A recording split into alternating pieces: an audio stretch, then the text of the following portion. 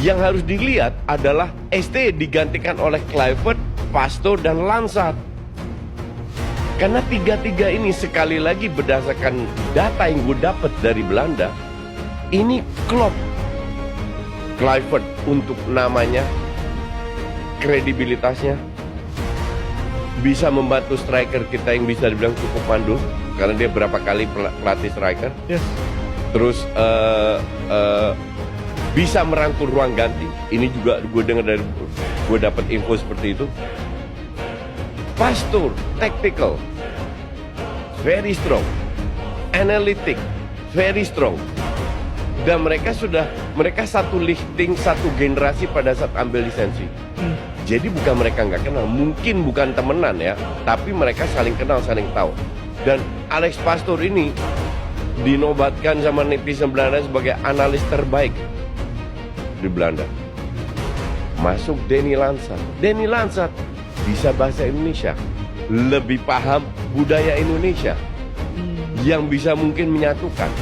Jadi gue lihat setelah beberapa hari pemecatan SC, oh ternyata ini nih yang diinginkan oleh Erick Thohir. Karena Erick juga bilang, Pastoor ini bukan sepenuhnya pilihan dari Kluivert. Tapi setelah mereka bicara, tiga-tiga setuju dengan proyek ini. Denny Lansat ini bisa ikut Pascal Jansen ke New York City. Karena sebelumnya dia asisten pelatih di Ferencváros, Hungaria. Pascal Jansen dibajak sama City, dia bisa ikut. Dia nggak mau.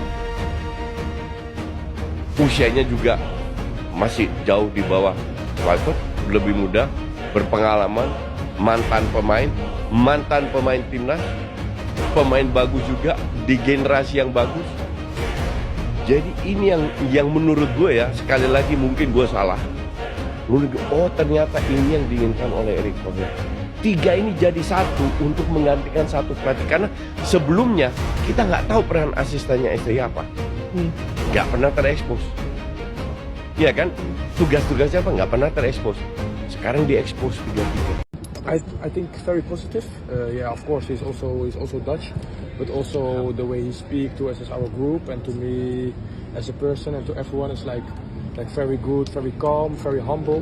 So I think Indonesia have a very good trainer now on the first team, and I think he and his assistant Danny and Alex will do very good, and hope we can make it to the world.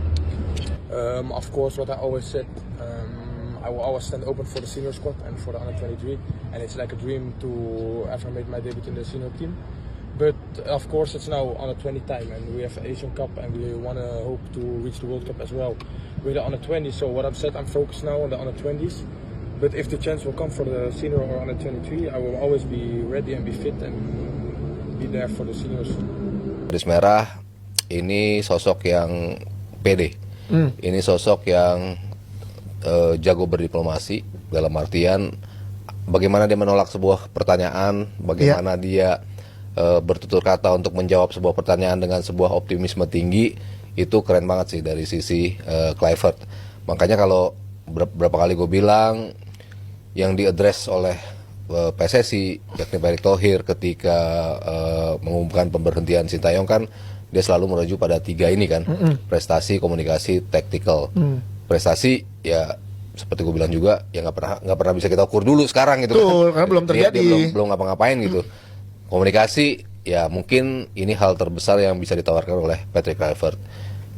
Kayak anak Persija tiba-tiba nongol Bambang Pamungkas di tim kan pasti wow, kan pasti ngeliatnya kan seperti itu kan, legend lo gitu. Nah ini itu yang terjadi mungkin dalam ruang ganti para pemain kita yang majority pemain-pemain dari Belanda gitu.